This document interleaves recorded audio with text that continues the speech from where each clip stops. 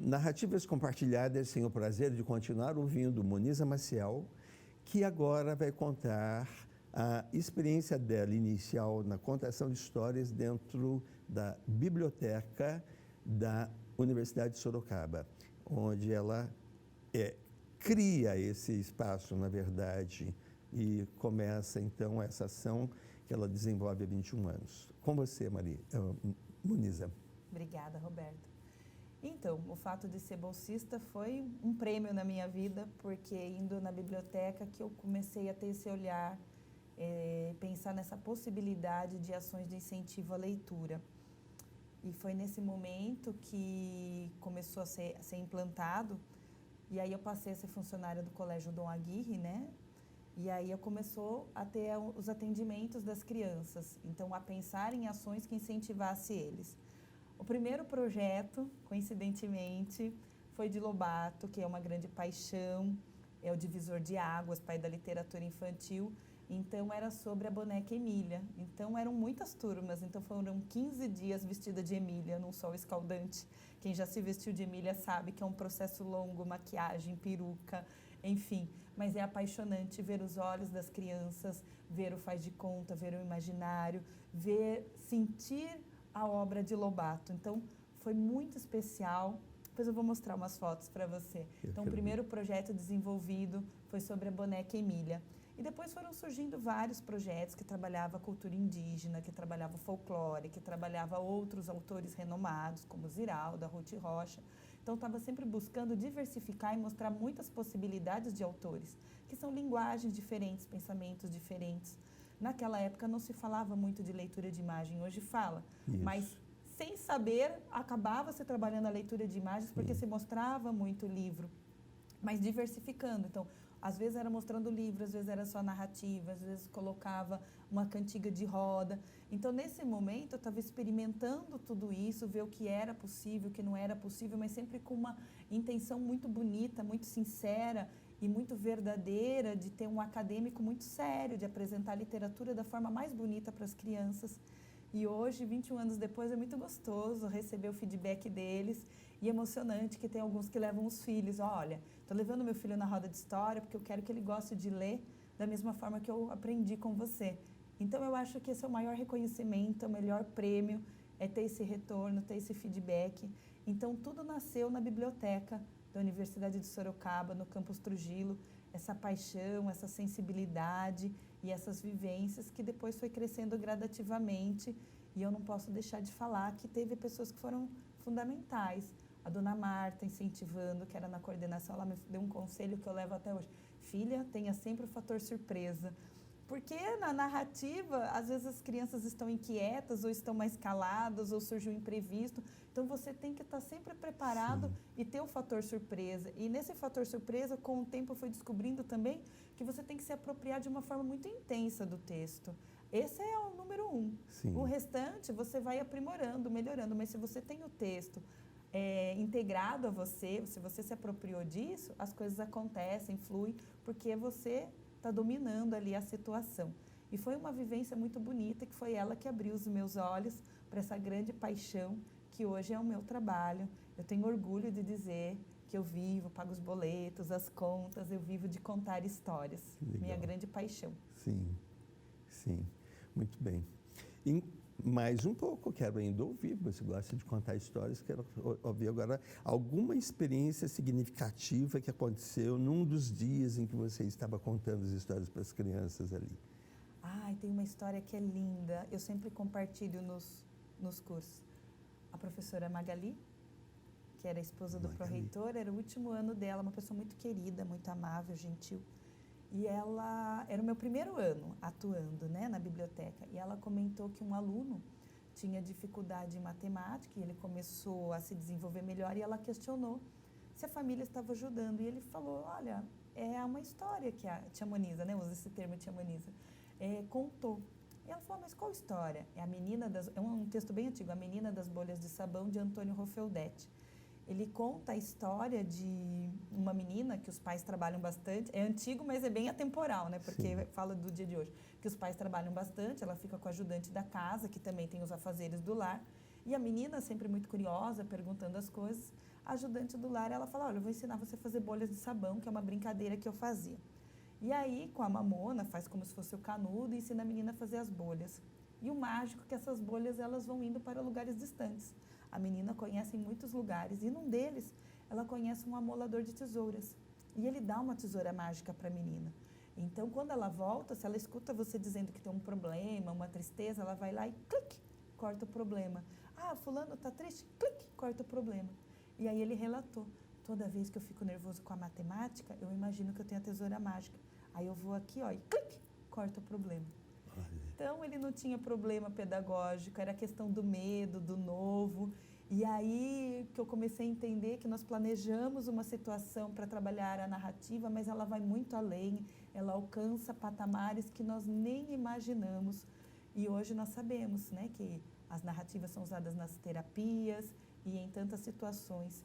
Então, contar histórias é algo mágico e é uma necessidade humana, principalmente nesse mundo tão acelerado de tantas informações. Acho que ela proporciona calmaria. Já tive uma experiência também com adultos, de dar uma palestra na faculdade e uma pessoa vir relatar no final que ela estava com muitos problemas pessoais, mas naquele momento da narrativa é como se ela se desligasse e entrasse na história e aquilo trouxesse uma paz, uma calmaria, uma tranquilidade. E as histórias, ela tem esse poder que a gente ainda está descobrindo, que a gente ainda está sentindo, que eu acho que nós vamos descobrir algo muito mais ainda nesse processo aí da humanidade. Mas contar histórias é uma necessidade humana. Os africanos falam que é a troca de hálito, né? É o estar próximo, é o olho no olho, porque eu posso levar... Eu amo tecnologia, eu acho que nós temos que estar inseridos, senão a criança ela fica fora do contexto, nós temos que conhecer, eu acho que é super válido, mas nessa busca do equilíbrio, se eu vou numa praça com meu filho, eu corro a tentação de alguém mandar um recado e eu ir lá e responder, porque é uma tentação, é uma busca nossa também de equilíbrio. Mas se eu estou contando uma história, é uma troca de afeto, de carinho, de experiência, de partilha. Nem que não seja uma história acadêmica, literária, uma história da minha vida, Sim. que eu esteja compartilhando uma vivência afetiva. Então, é muito importante contar histórias, compartilhar histórias e essa vivência que é o olho no olho. Sim. Então, às vezes, a criança não vai lembrar a história, mas ela vai lembrar da sensação que aquilo vibrava e vai lembrar dessa experiência que foi tão especial e vai se interessar por esse universo da literatura. Sim. Além desse momento, algum outro mais à frente, que necessariamente não seja ali na biblioteca da universidade, né? Alguma outra experiência você teve durante esse processo de contação com alguém, criança ou não? Você lembra? Lembro. Na Fundec tem muito isso, né? Porque lá nós trabalhamos a contação de história, a narrativa junto com a música ou com a orquestra experimental, com o maestro Paulo, ou com a Sandra, regente do coral infantil. E quando é um trabalho pioneiro, foi desafiador, eu não tinha referência, então eu fui criando de uma forma instintiva, de estar fazendo o intercalar a música com a história, mas a música ela tem que estar ligada com aquele contexto. E então tem relatos de pessoas de se emocionarem muito, porque contar histórias é tecer palavras. E quando você tece palavras com ritmo, com melodia, você consegue tocar as pessoas de uma forma mais forte. Então, assim, já vi relatos de pais, né? Porque os pais é mais difícil você alcançar, o homem é racional, de agradecer por ser uma experiência muito especial junto com a família. Então, isso é muito gratificante. Você proporcionar esse momento de unificação, de vivência, junto com a literatura, com a arte, com a música, uma música de qualidade para as crianças, juntamente com a família, e as famílias terem essa gratidão é algo muito especial que eles compartilham no final. Certo, certo. Você também já estava fazendo curso de pedagogia, né? Então, como que foi essa vivência com os colegas de pedagogia, a contação de histórias entrando nesse universo? Os meus amigos, meus colegas de classe de pedagogia sempre souberam dessa paixão, porque eu sempre compartilhava com eles, era algo novo naquela época. Nós somos jovens, né, Roberto? Mas não tinha o Google. Não tinha o Google, que facilita bastante para ter referência. Eu sou mais jovem que você. Nós somos jovens. Não tinha referencial. mas fazia muita troca, muita partilha, e é muito gostoso hoje encontrá-los com as famílias. Alguns se tornaram coordenadores, então acabam me contratando. Eu tenho uma amiga muito querida, Janaína Paulon, então assim, às vezes eu vou na escola onde ela é coordenadora, e é muito gratificante você ver o amigo crescer, se desenvolver no trabalho dele, mas é muito gratificante ver o meu trabalho também sendo reconhecido pelos colegas do período do curso de pedagogia, que foi um curso muito especial. Tenho professores muito queridos, a Vânia, são pessoas que fizeram a diferença na minha trajetória acadêmica. Certo. E como que você chegou lá em literatura infantil? Então, fazendo a pedagogia, naquela época, na grade curricular, não tinha literatura infantil, esse componente curricular específico. E eu queria me aprimorar, eu queria estudar, e não tinha pós-literatura infantil na cidade. E aí eu fui fazer o curso de letras, que aí eu conheci esse professor maravilhoso. E eu fui fazer o curso de letras para poder fazer a disciplina de literatura infantil. Você foi fazer o curso de letras só por causa disso? Só por causa disso, só por causa da sua disciplina. Porque eu queria estudar mais, eu sempre tive muita sede de aprender, de conhecer. E até hoje eu sou assim. Então eu fui fazer a disciplina de literatura infantil no curso de letras espanhol com você, porque na época não tinha na grade de pedagogia. E foi muito gratificante, porque eu comecei a escrever a partir das suas aulas, que você sempre motivava, inspirava. A Bruxolina, que eu escrevi na sua aula, ela virou um espetáculo narrativo, né, no mês dos professores, o ano retrasado. Nossa, já foi o ano retrasado, o ano de 2018. E foi uma experiência linda. Foi também quando teve o teatro, porque o teatro na minha vida, o teatro na narração, ele está muito ligado, é muito forte, o palco pede isso. Mas eu nunca tive a oportunidade de fazer um curso formal de teatro. Então, sempre foi muito instintivo e da busca de autodidata, de ler, de assistir vídeos, de buscar entender esse universo tão lindo, tão precioso que é o teatro. E foi na sua aula que eu tive a primeira oportunidade de fazer uma peça de teatro mais estruturada, e nós fizemos o Pluft o Fantasminha, e eu fui o Pluft, porque era mais falante, fui eleita o fantasma, e foi uma experiência linda, muito especial, e foi junto da sua disciplina. E você tem coisas relacionadas a esse momento? Tem fotos? Tenho, tudo, não é? Eu tenho fotos. Legal. Tinha um gorro vermelho. As roupas do Pluft são minhas. Todo mundo me doou a roupa do Pluft. Foi uma vivência muito linda, muito especial. Então, tenho amigos muito queridos. Quem foi a mãe do Pluft, o tio Gerúndio.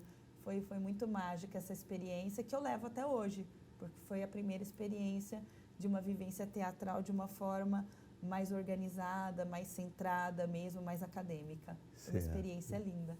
E como você vê essa relação de estar vendo literatura e o teatro nesse momento, assim, nesse tipo de atividade? O teatro, é engraçado que a contação de histórias, ela vem com dois profissionais, duas vertentes, né? Tenho amigos muito queridos que eles vêm do teatro e são maravilhosos, são inspiradores, são referenciais. Mas eu acabei trilhando um caminho diferente, porque em Sorocaba nem tinha teatro na época que eu fui cursar, então eu nem tinha essa possibilidade. E como a educação sempre foi algo forte em mim, eu acabei partindo para a área de pedagogia. E quando eu virei bolsista dentro da biblioteca, nasceu esse olhar da literatura com ludicidade e, de uma forma instintiva, o teatro foi surgindo. Tanto na minha postura para trabalhar com as crianças, mas tanto também para trabalhar com esse teatro com as crianças, eles serem os personagens, eles criarem as histórias deles. Então, o teatro é algo muito apaixonante e que ele anda junto com a narrativa, com a contação de história o tempo todo, porque é a postura da nossa voz, é a postura do nosso corpo, o nosso olhar, o silêncio.